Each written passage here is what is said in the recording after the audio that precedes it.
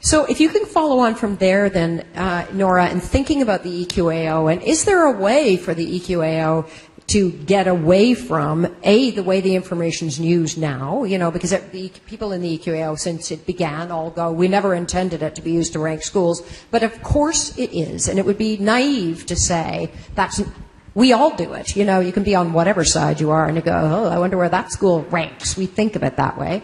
So back to your teacher professional knowledge and the understanding that's where the gold is in terms of what's happening inside schools. How could the EQAO move beyond where it is now, which is seen as, a report card at a point in time, a report card on the whole system or my school or my board, so that the data is not used as facts, but more used as the beginning of a conversation? Good luck, too. I just want to say ditto to Sam and take the first question.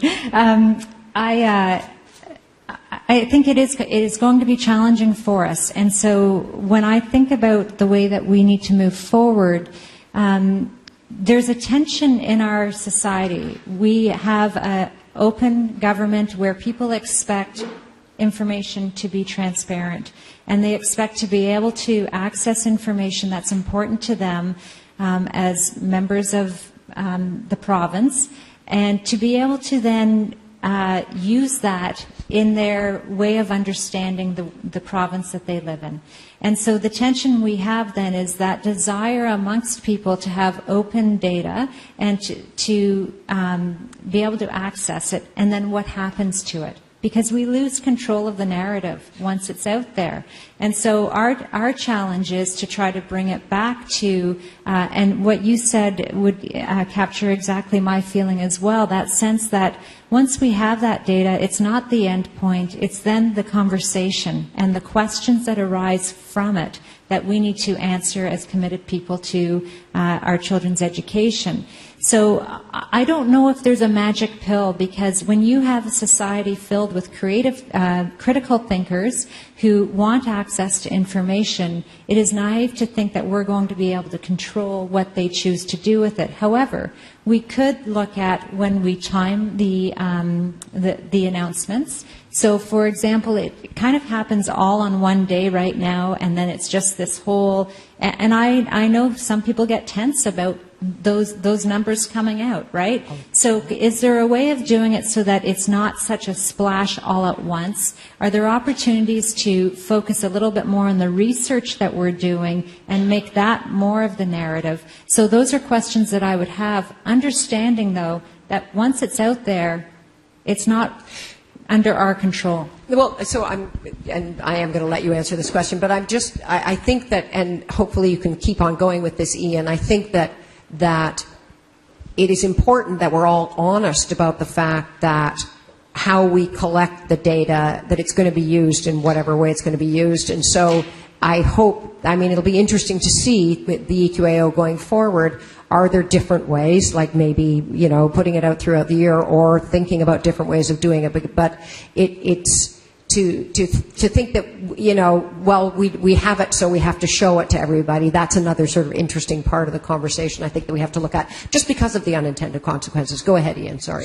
No, that's okay. So can I just go on record as saying that what it doesn't mean, if we're looking for balance or to broaden the focus or the scope, it's not more testing in other large-scale standardized testing in other areas of the curriculum. Okay, just to say that first of all. So the other piece is the communication of those results. Granted, they will be picked up and used as they will be used. It still doesn't change, though, the fact that you've got we interrupt your regularly programmed schedule for an EQAO test, for instance, and it isn't just the time that they spend in that test, so the hour and a half or however long they're sitting the assessment or the test for. It's what doesn't get done as a result of all the preparation, because it's perceived as being high stakes, and you can trying to minimize the stress and anxiety of students, which comes from a good place, right? On a desire to say, you'll be okay, relax. This is just one go, one measure of data, even that raises anxiety levels too. Can I ask you to keep going on the other part, though, too? So I don't, and just to be on record, too, People for Education is also not suggesting that we test in all these other areas, but we are suggesting that it is important that we be able to tell the public, because we think the public's been trained now so hard to only think reading, writing, and math are important, that they actually don't believe as much as maybe they could. And I'm talking about all the public. So the people that have kids in schools, just a tiny little proportion. So we need everybody out there to understand that all these other things are important. So, to your point about, I don't think anybody's suggesting, or there, well, maybe people are, that the OECD is working on it right now. How can we test social emotional learning? How could we report to the public in a different way, jurisdictionally? And I don't think talking about report cards is necessarily going to get at that, because I'm not sure how the public will get that information. So are there other ways that you're thinking of, that the OTAF's thinking of about those things? Okay, so I'm not suggesting, for instance, that we publish everyone's report card. Thank God! Ooh, you should see mine. So, right? Of course, yes, it's against the law, exactly. So there are ways, though, of aggregating, for instance, that data, right, that you already have, and producing that with some contextual understanding around it, and that's the piece. It's what's the story around the data, around the evidence, and then with that interpretation as well. Because having worked at a central board office as well, if I had closed my eyes, I didn't, but if I had, I would have been able to tell you when EQAO results were about to come out. Totally. Okay, so it's because we're behind closed doors wondering, okay, how's that going to play out? I'm not sure we're still getting at, because report cards right now don't report on any of all those other things, whether or not we're getting at how we begin to make that shift in our system so that we're thinking about accountability not in a stupid way but in the intelligent way. The Alberta Teachers Association describes it, so that the intelligent accountability of public education, in order to give us hope for all of our futures, which is hard to find right this minute, is that we're going to have a next generation with all of the competencies and skills to solve all the problems that our generation caused, thank goodness. But being able to report to the public on that is one part of it. But also, Sam, you asked the question, so now I'm going to make you answer it. What kinds of large-scale assessments do we want in our schools? So is this a yes-no question, we don't want any, or are there kinds that we could want that are valuable? Well, I think low-stakes, sample-based tests are relatively inexpensive, relatively low impact, and they can tell us important things at a system level that might not be evident through other forms of assessment. So that assessments like that can take many forms, but I would say that, from my point of view, that's the type of large-scale assessment that I would want to see in schools. Nora? So I am committed to the notion of the census-based rather than the random, for the reasons that I've previously said. I do think, though, that with the curriculum refresh, there is an opportunity to reframe some of that conversation around some of those other pieces of competencies, because we are attached to the curriculum, and that is the mandate for EQAO.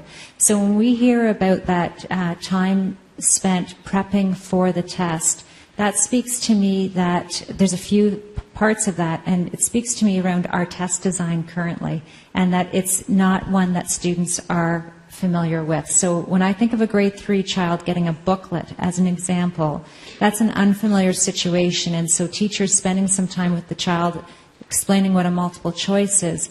But we could actually have it where it's hopping bunnies and carrots, and we're assessing their mathematical knowledge, their flexible thinking. So there are, I think, other opportunities to create the information that we need for our students. But I do keep going back to that sense of equity and where low expectations exist, and how that census-based approach is an opportunity to show where students have risen to the occasion over time, what the story is there and highlighting it so that we can all learn from it. And that's happening in our province right now with EQAO assessments. So, if you were going to have any large-scale assessments, are there some that you think are worth doing, and what kinds might there be in order for the jurisdictional level? Well, I'm not going to bite on that. I'm going to say this: we are in favor of teacher-generated, classroom-generated evidence, and I think that there are other data sets that we already have that we don't need standardized, high-stakes performance assessments to do that. And I'm going to come back just to underscore this piece around learning. Timely descriptive feedback in the moment.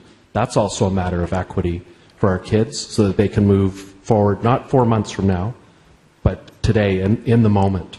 And that can only be provided by teachers in the classroom on their day-to-day ongoing interactions and relationships with students. So, I'm cheating. Oh, I feel like I keep getting given more time. It's like, so this is amazing. Other people didn't. So what I know, I thought I had minus 6 minutes, so I was already building up to the end. So I to your point about the in the minute and the absolute unquestionable importance for every single student for that kind of assessment and for acknowledging and honoring teacher professionalism in that way. I think that is a vital part of this. Then there's politics. So when you think of this just from a political point of view, we got governments here. Governments are spending lots of money, $24 billion. They will always want to get reelected.